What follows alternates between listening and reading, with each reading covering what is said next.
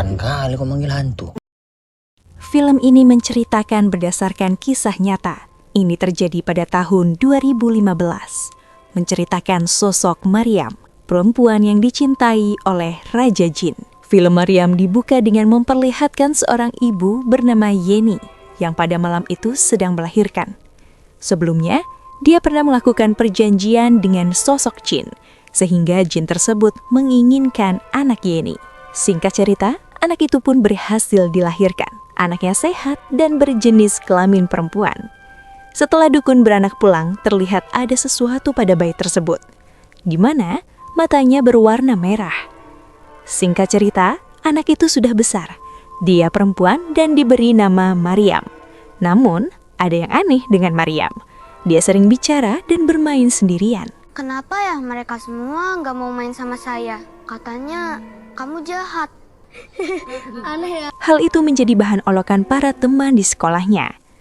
Rupanya, sosok yang selalu bersama Maryam, dia sudah ada di dekat Maryam sejak dia lahir. Maryam tidak takut dengan sosok itu. Menurutnya, jin baik dan selalu memberinya uang.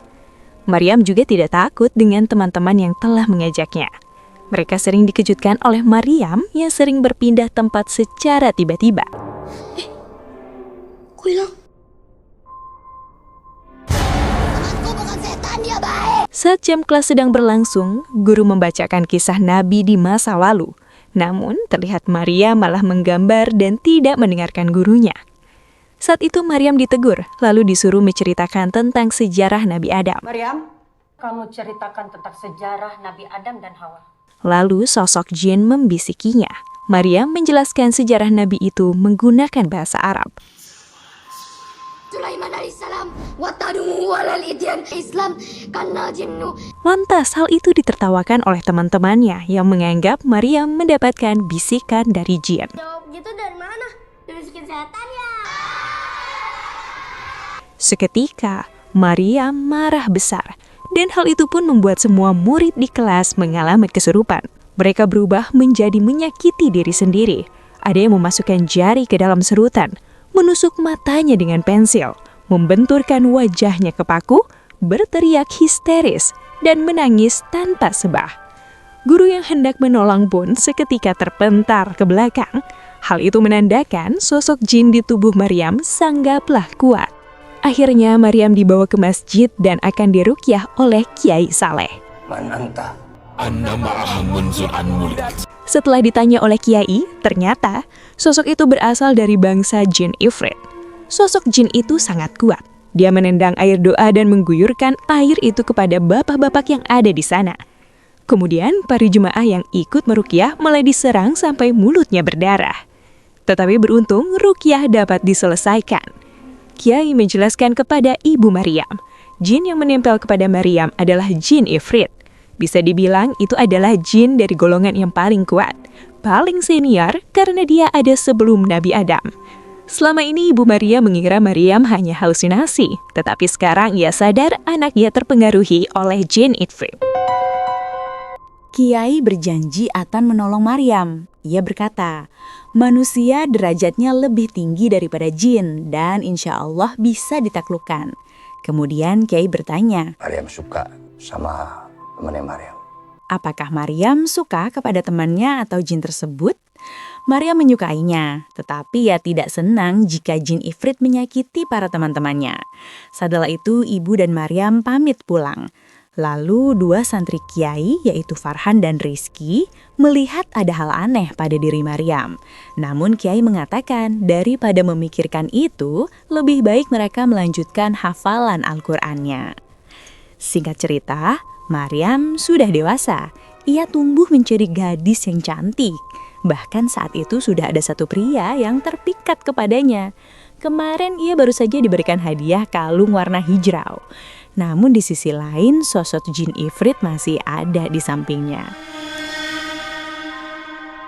Pada hari itu, Maryam pamit pergi kerja kepada ibunya.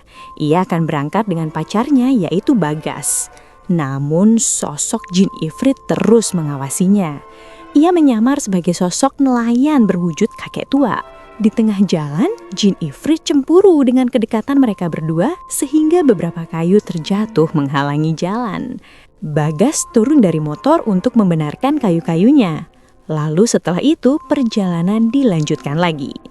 Mereka bekerja di sebuah tempat pengolahan ikan karena memang tempat tinggal mereka ada di dekat pantai. Saat itu salah satu pekerja bernama Adi merupakan mantan pacar Maryam. Sekarang dia membenci Maryam karena menganggapnya sebagai wanita pembawa sial. Gara-gara dekat dengan Maryam, Adi menjadi kena sial sampai wajahnya menjadi bolong. Dia memperingatkan Bagas agar hati-hati. Bagas berkata, Maryam tidak usah mendengar ucapan Adi dan nanti pulang kerja dia akan antar Maryam lagi sampai ke rumahnya. Saat baru mulai bekerja, Maryam diledek oleh teman-temannya, yaitu Nur dan juga Eka. Mereka sudah mengetahui Maryam dan Bagas resmi berpacaran. Bahkan Maryam sudah diberi kalung.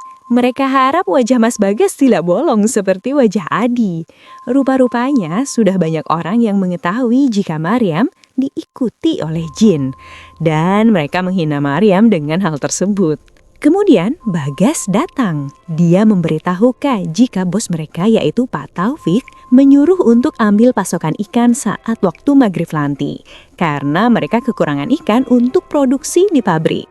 Bagas mengajak Maryam, Nur, dan juga Eka untuk ikut ke teluk nanti. Waktu maghrib pun tiba. Mereka datang ke teluk untuk ambil ikan. Mereka datang dengan ketakutan karena rumornya di teluk itu banyak setan. Maryam jalan di belakang saat itu dan lampu seketika mati. Secara mengejutkan, rupanya Maryam sudah kesurukan. Kita bawa setan yang lebih serem. Dan ternyata itu adalah sosok jin ifrit yang sedang menyamar. Sementara Maryam yang asli baru keluar dari WC. Lalu Maryam mendengar suara keributan. Rupanya Bagas dan yang lain sedang kesurupan.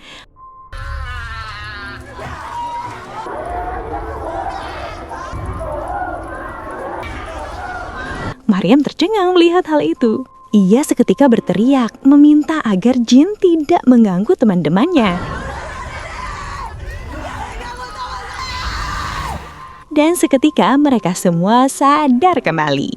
Akhirnya mereka semua dipanggil oleh Pak Taufik.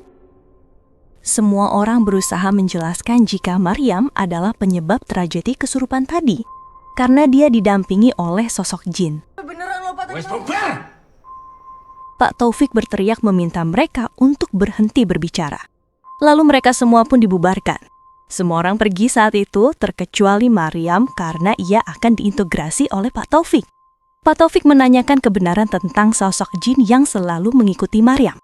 Jika benar, maka Maryam harus berhenti bekerja untuk sementara waktu karena dia mengganggu pegawai lainnya. Saat itu Bagas berusaha membela Maryam. Ia mengatakan kesurupan tadi diakibatkan karena mereka datang di waktu maghrib, bukan karena Maryam.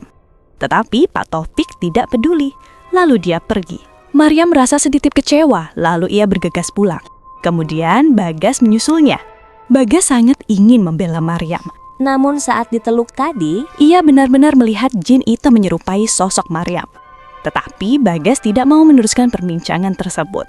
Lalu dia mengajak Maryam untuk pulang bersama. Sesampainya di rumah, Bagas memberitahu ibu jika tadi Maryam kesurupan. Lalu saat itu Bagas bicara serius kepada ibu jika ia ingin menikahi Maryam. Saya serius sama Maryam. Saat itu ibu cukup terkejut. Dia bertanya, Bagas sudah tahu kan kalau Maryam bukanlah gadis biasa. Ada sosok jin yang mendampinginya. Selama ini Maryam mengalami apa? Namun, Bagas mencintai Maryam dengan tulus. Dan ia menerima Maryam apa adanya. Assalamualaikum. Di sisi lain, Maryam teringat dengan perkataan Kiai Saleh. Jika dia ingin melihat wujud asli jin ifrit, maka dia harus baca surat Al-Jin ayat 11 dan harus diulang-ulang. Maryam sungguh-sungguh ingin melihat jin baca surat Al-Jin ayat 11. Karena kejadian di teluk tadi, Maryam jadi penasaran dengan jin yang selama ini mengikutinya.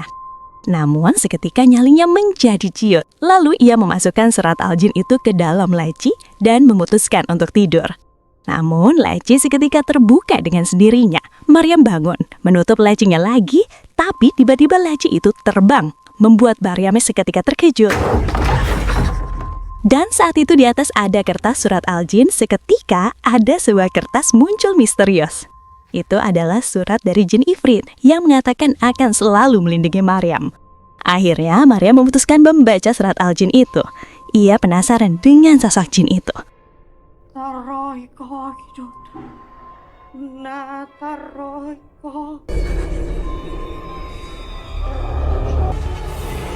Lalu sosok itu mulai muncul di balik tirai. Sosoknya tampak tinggi, kurus. Namun seketika bayangan itu menghilang karena ibu masuk ke dalam kamar. Keesokan harinya, Maryam menikmati pemandangan laut bersama Bagas. Saat itu dia bertanya, apakah Bagas benar-benar akan menikahinya? Ia khawatir hal buruk terjadi kepadanya. Namun Bagas yakin dia akan baik-baik saja dan keputusannya sudah mantap untuk menikahi Maryam. Kemudian Bagas mengantar Maryam pulang kembali. Setelah itu tiba-tiba sosok jin muncul dari arah belakang dan sudah menyerupai sosok Maryam. Dan secara mengerikan dia pun terus mengawasi Bagas. Keesokan harinya, Maryam terbangun karena sosok jin menarik paksa kalungnya sampai copot. Ia merasakan firasat buruk terhadap Bagas. Namun ia tidak mau berpikir aneh, kemudian berniat membuka jendela untuk menyambut hangatnya mentari. Tapi alangkah terkejutnya ia, karena malah disambut oleh air kencing. Rupanya itulah Bagas yang kini berubah menjadi gila. Saat itu Bagas tak pakai baju dan kencing di rumah Maryam. Hal itu pun dilihat oleh banyak warga. Saat itu ibunya Bagas datang juga. Dia sangat malu dengan kelakuan anaknya. Lalu Bagas mendekati Maryam. Seketika mulutnya mengeluarkan darah. Selain itu, dia pun mencabut lidahnya sendiri. Lalu Bagas membenturkan kepalanya ke tiang. Hingga akhirnya dia pun tewas. Bagas kemudian dimakamkan. Banyak orang percaya Bagas mati karena nekat akan menikahi Maryam, si gadis pembawa sial. Maryam berlari saat itu karena ia ingin melihat Bagas untuk yang terakhir kalinya. Namun Maryam malah diusir oleh ibunya Bagas. Ia tidak sudi Maryam ada di makam anaknya. Dia juga menyalahkan Maryam atas kematian Bagas. Lalu saat itu seorang anak kecil kesurupan jin Ifrit.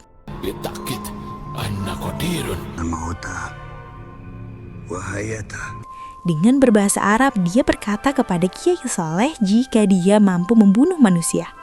Namun Kiai menjawab, hidup dan matinya manusia itu adalah kehendak Allah. Sementara Maryam, dia masih menyalahkan dirinya sendiri atas kematian Bagas. Saat ibu membuka pintu rumah, tiba-tiba Maryam sudah menghilang. Rupanya Maryam berlari ke arah tepi laut. Maryam sangat bersedih. Dia tidak kuat dengan situasi ini dan memilih untuk menenggelamkan diri ke laut. Namun untungnya saat itu Kiai Soleh datang. Dia berusaha menahan Maryam dan berkata jika itulah yang diinginkan oleh jin. Jin akan sangat senang jika Maryam pun bunuh diri. Kiai harap Maryam tenang dan juga bersabar. Jangan nyerah, itu yang dia mau. Saat malam hari, Kiai memberi pesan kepada Rizky, salah satu santrinya yang dimana ia akan sholat sampai waktu subuh dan meminta agar tidak ada yang mengganggunya. Dan jika Farhan santrinya yang sedang kuliah di Mesir sudah tiba ke pesantren ini, maka beritahu dia agar langsung menemuinya di masjid. Pada awalnya, Kiai sholat seperti biasa dan tanpa gangguan. Namun setelah melakukan salam, sosok jin Ifrit mulai muncul. Dia mengikuti bacaan zikir Kiai Soleh. Kiai bertanya apa yang diinginkan oleh jin tersebut. Lalu sosok jin seketika terbang dan wujudnya menyerupai Maryam.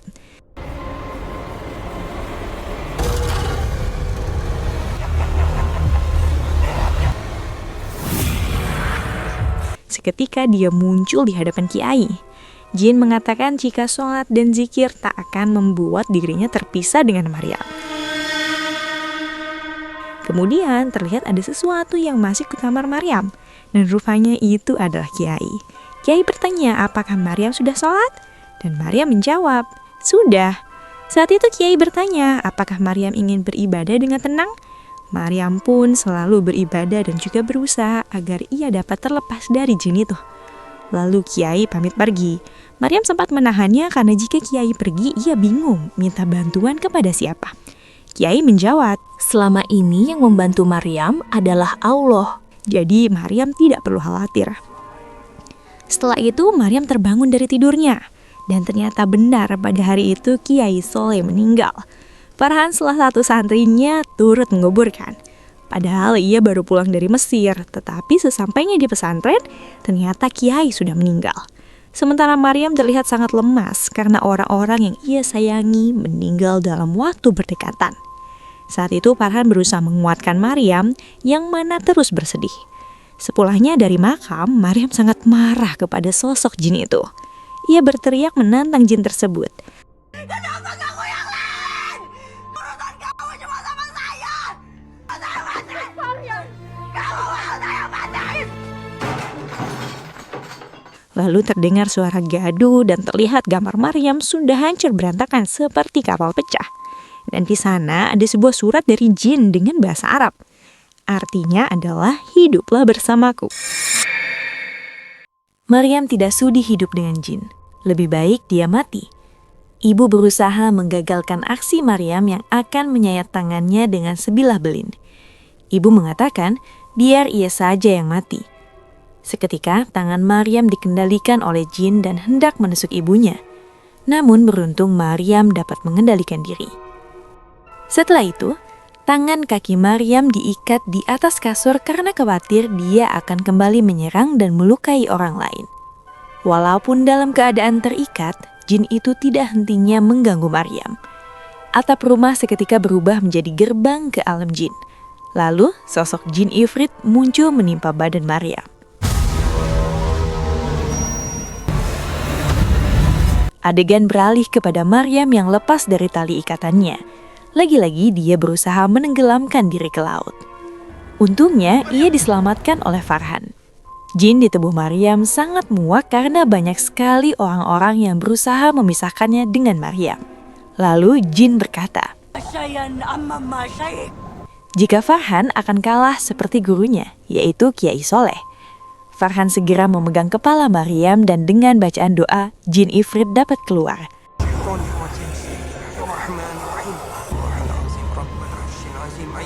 Lalu Farhan membawa tubuh Maryam yang tak berdaya itu ke arah daratan. Sesadarnya Maryam dari pingsan, lalu Farhan memperkenalkan diri. Sebenarnya mereka sudah pernah ketemu, namun saat masih kecil. Farhan, Maryam merasa bersalah atas kematian Kiai. Tapi Farhan berkata, ia yakin pasti Kiai tidak mau jika Maryam terus menyalahkan diri atas kematiannya. Sebagai manusia, kita tidak boleh menyalahkan diri atas sebuah kematian. Siang harinya, Maryam sholat zuhur. Namun, ia tak hentinya mendapatkan gangguan. Sajadahnya seketika ditarik hingga ia terjatuh. Maryam berteriak kepada jin agar tidak mengganggu dirinya dan biarkan dirinya ibadah dengan tenang.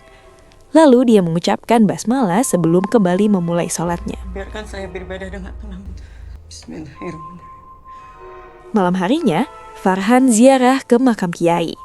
Ia membaca surat yang dibuat oleh Kiai sebelum meninggal. Pada surat itu, Kiai meminta tolong agar Farhan menjaga Maryam. Cintai dia dengan tulus agar cinta Maryam tidak dikuasai oleh jin. Farhan minta maaf karena belum sempat bertemu dengan Kiai. Namun, ia akan berusaha melanjutkan perjuangannya untuk menyelamatkan Maryam. Saat Farhan baca doa untuk Kiai, seketika ia mendengar suara yang mengikuti bacaan doanya. Dari kejauhan, ia melihat sekumpulan para wanita pakai mukena berwarna hitam. Tentu mereka adalah para jin Islam. Lalu di belakang Farhan, sosok kakek nelayan dua itu muncul kembali. Dia berkata dalam bahasa Arab, apapun yang Farhan lakukan, dia akan tetap memiliki Maryam. Lalu seketika para jin itu menghilang. Kemudian Maryam ada di dunia lain. Di sana semuanya berwarna merah. Ia pikir di belakangnya adalah pohon tinggi besar. Namun ternyata itu adalah jin Ifrit. Jin itu mendekatinya seketika Maryam terbangun dari mimpinya. Maryam lanjut tidur lagi, namun bayangannya tertinggal pada tembok. Itu adalah jin ifrit dan selalu ada di sampingnya. Keesokan harinya, Maryam kerja lagi di tempat pengolahan ikan. Saat itu, seperti biasa, Nur dan Eka membicarakannya. Mereka tahu jika kemarin Maryam berusaha bundir di laut, tetapi diselamatkan oleh ustadz yang baru datang ke desa ini. Jika Maryam kerja lagi di sini, mereka akan bernasib sama seperti Bagas. Padahal saat itu Maryam baik-baik saja dibicarakan. Akan tetapi, yang tidak terima adalah sosok jin ifrit di dalam tubuh Maryam. Dia tidak terima jika ada yang menjelek-jelekan Maryam. Lalu jin ifrit menarik tubuh Eka dan ia letakkan di atas air mendidih. Jin ifrit berkata, Eka akan bernasib lebih tragis daripada Bagas. Namun untungnya Ustaz Farhan datang dan segera menyadarkan Maryam.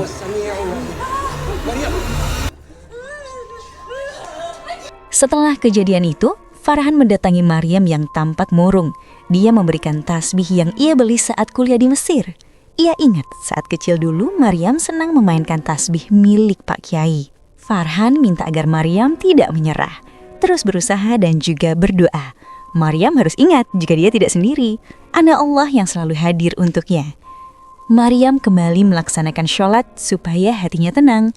Setelah selesai, dia akan membaca doa yang sudah dituliskan oleh Ustadz Farhan. Namun seketika muncul banyak api, bertuliskan bahasa Arab di seluruh dinding kamarnya yang artinya adalah, setiap tidurmu aku selalu menulis namamu. Maryam terus membaca doa-doa, dan seketika semua tulisan Arab itu menjadi menghilang. Tidak lama kemudian, kotak hijaunya terjatuh yang berisikan kalung pemberian dari Bagas. Namun di sana ada sebuah surat yang muncul misterius lagi. Surat itu dari jin. Itu adalah surat cinta dalam bahasa Arab. Maryam segera pergi ke dapur dan membakar kotak hijau yang berisikan surat itu.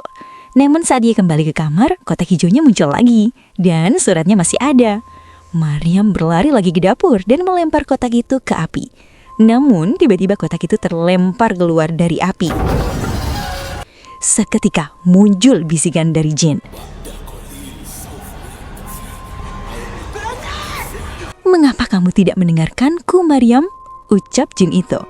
Dan secara berulang kali jin mengatakan jika dia mencintai Maryam. Seketika ibu datang menenangkan Maryam yang berteriak histeris. Kemudian Maryam bertemu dengan Ustadz Farhan. Ia menunjukkan semua surat-surat berbahasa Arab yang ia dapatkan dari jin. Ustadz membacanya satu persatu, dan Farhan mengetahui jika jin itu sangat mencintai Maryam. Maryam takut jin itu muncul lagi. Kemudian Farhan segera membuang surat-surat itu ke air laut. Farhan berkata, insya Allah jin ifrit tidak akan mengganggunya lagi. Suatu hari, ibu melihat Maryam tengah berzikir setelah sholat. Ibu bahagia, anaknya tetap rajin beribadah, lalu ibu pun pergi keluar. Di depan rumah tampak ada tetangga yang sedang beli ikan. Tidak lama para tetangga melihat Ustadz Farhan masuk ke rumah Maryam. Mereka jadi curiga karena di rumah itu hanya ada Ustadz Farhan dan Maryam saja. Mereka menuduhnya akan berzina. Lalu seketika pintu rumah terbuka dengan sendirinya dan para tetangga masuk ke dalam. Padahal Ustadz Farhan yang sebenarnya ada di makam Kiai Soleh. Di sana ia mendengarkan suara Kiai seperti sedang mengaji Al-Quran. Sementara itu, ibu-ibu terkena jebakan Batman. Mereka semua diserang sampai tewas oleh jin ifrit.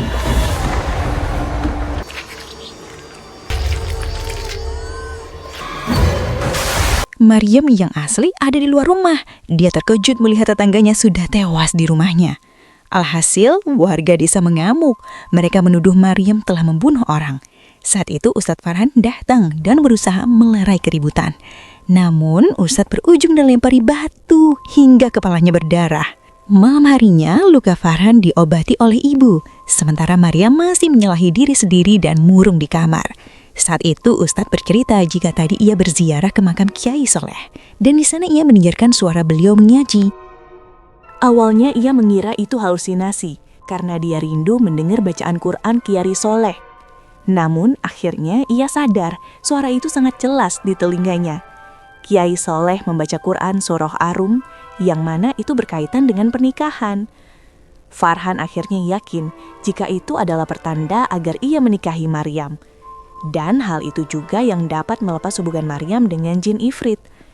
Jika Maryam menikah dengan manusia lain, maka jin itu pun akan terlepas darinya. Kalau kamu bersedia, izinkan saya menikahimu, Maryam. Mendengar Maryam akan dinikahi, seketika jin ifrit bereaksi.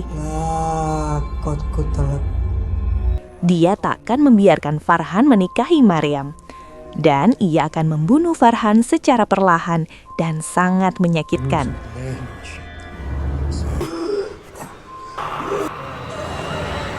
Namun Farhan dapat membuat Maryam menjadi sadar kembali. Maryam jadi banyak berpikir. Ia tidak mau Ustadz Farhan menjadi celaka gara-gara ingin menikahinya. Karena jin ifrit akan melakukan segala hal supaya ia tidak menikah dengan manusia manapun. Keesokan harinya, Maryam mengobrol dengan Farhan. Ia mengatakan jika Ustadz menikahinya karena kasihan, lebih baik pernikahannya dibatalkan. Namun Ustadz mengatakan jika ia menikahi Maryam secara ikhlas dan akan mencintainya karena Allah. Namun seketika muncul bisikan jin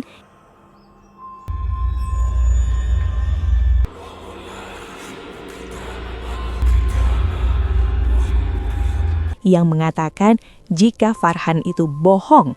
Dia menikahi Maryam karena hanya ingin menguji kemampuannya dan tidak benar-benar tulus mencintai Maryam.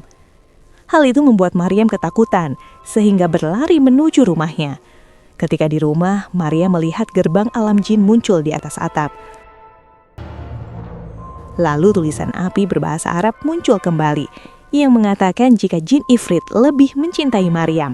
Bacaan doa terus Maryam lantunkan sehingga jin itu hilang dan ia disadarkan oleh ibunya. Malam harinya, Ustadz Farhan dan para santri lain akan melaksanakan sholat hajat untuk meminta petunjuk atas pernikahannya dengan Maryam. Sholatnya akan dilakukan sampai subuh dan setelah itu dilanjutkan dengan ijab qabul. Namun ketika sedang berwudu, Maryam diganggu oleh jin ifrit. Lalu dia pun dibawa ke alam jin. Ibu merasa aneh karena Maryam berwudu sangat lama. Namun setelah disusuli, ia melihat Maryam tidak ada di sana dan hanya mukenangin saja yang tertinggal.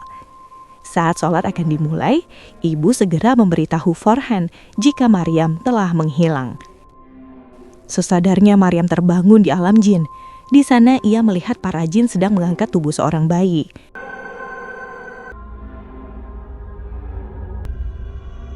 Di sisi lain, karena keadaan sudah genting, Farhan segera melakukan pernikahan supaya jin ifrit dapat Apa dikalahkan. ibu merestui kalau saya menikah dengan Maryam sekarang? Saya akan melakukan akad sekarang. Namun ketika proses ijab qabul, banyak sekali halangan yang Saya terima mengganggu. nikah dan kawinnya. Awalnya botol air seketika pecah misterius.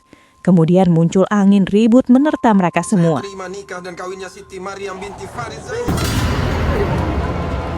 Tidak ingin menyerah, Farhan terus melanjutkan ijab qabulnya. Namun teror semakin mengerikan di mana darah mulai keluar dari mulut para jemaah, sehingga suasana sudah mulai tidak kondusif. Di alam jin, Maryam yang berusaha melarikan diri malah terjatuh, sehingga jin ifrit segera mendekatinya.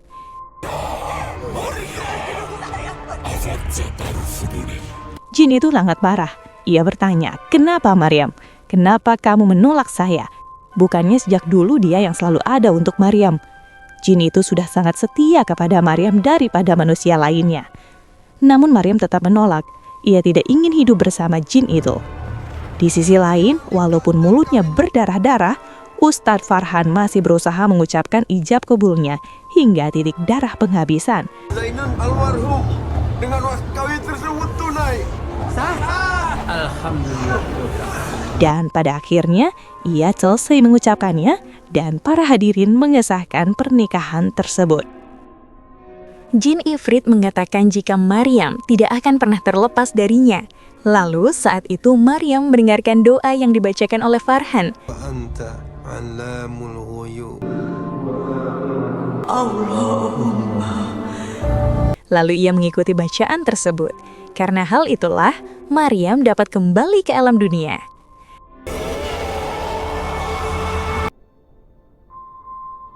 Tidak lama ibu melihat Maryam ada di depan masjid.